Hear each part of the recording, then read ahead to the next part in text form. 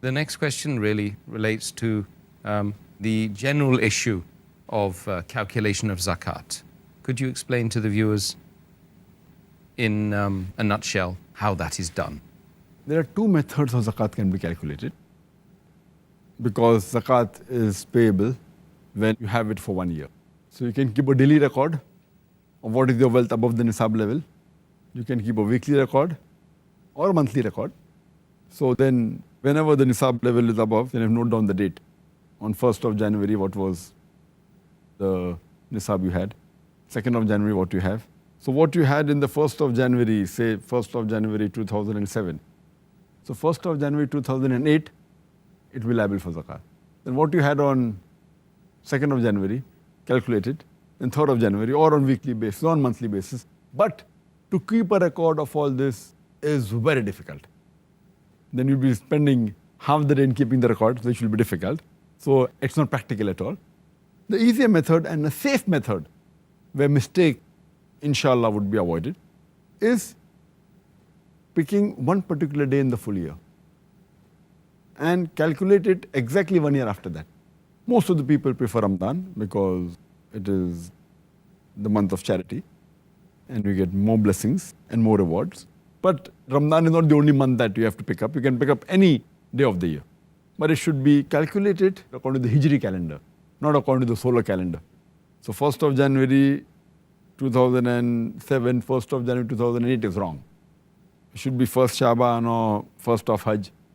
But since Ramadan is the most pious month, 1st of Ramadan, you can take any day of Ramadan. If you take 1st of Ramadan, calculate all the assets that you have. And next year, if it's 1st of Ramadan, 1420 Hijri, then 1st of Ramadan, 1421st Hijri, you should see what amount you have.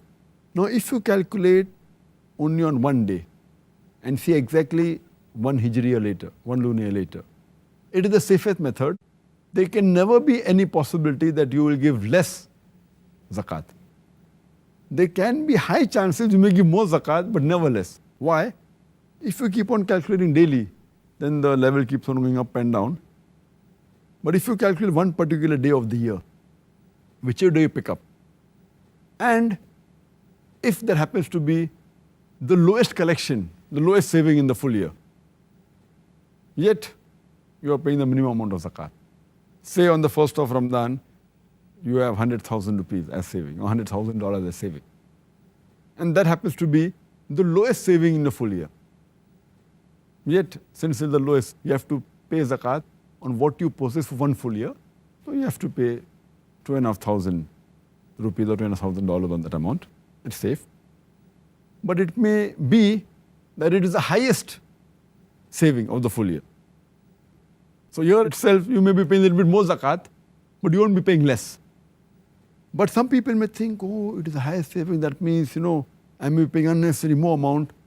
There are chances you may pay more, but there are no chance you will pay less. Because even if it is the highest, and if you think that you will try and catch the lowest point may keep on changing. It may be in the month of Shaban, it may be in the month of Rajab, maybe in the month of Hajj. And then if you try and catch that point, next year it will again change. So if you try and catch that point, there are high chances you will pay less zakat. So best is to pick up one point, one day in the full Hijri calendar, and keep on taking that every year. And you'll be less assured that you will never pay less zakat, you may pay more. Because if the wealth keeps on fluctuating up and down, you have to pay on what amount you possess for the full year. Yeah. But the lowest point once, maybe Shaban, the other may be Ramadan, the third may be Hajj, maybe any month. The safest is to pick up any one and keep on sticking to that year. And inshallah, you'll never pay less. You may pay more. Sometimes 10% more, 20% more, 30% more. It will never be less, inshallah. So this is the safest method and it's the best method. And on this day, whichever day you pick up, you have to calculate all the savings you have, whether in cash, what is the bank balance, what is the gold you possess, whether in the form of jewelry, whatever stock you possess, whether in shares, whatever investment, all this you put together, or your business, the stock trade of your business, all put together. If you're due to receive some amount from someone, even that has to be calculated because he has given a bit late, but yet it's your property. Or if you have given some loan to someone, that has to be calculated. But if you have to give some money to someone, that has to be deducted from your amount. For example, you have taken a loan of $100,000 or 100,000 rupees, and the total amount is 500,000 rupees that you have in your home, cash in hand, cash in bank, stock, everything. So you have to minus from 500,000, 100,000. So you have to pay zakat on 400,000. But if you possess 500,000 and you have given loan of $200,000 to somebody else, and you have to receive $100,000 because of goods you have sold, so 500 plus 200,000 plus 100,000, you have to pay zakat on $800,000. So in all, you have to calculate on one particular day of the year, and then you have to pay zakat 2.5% on that.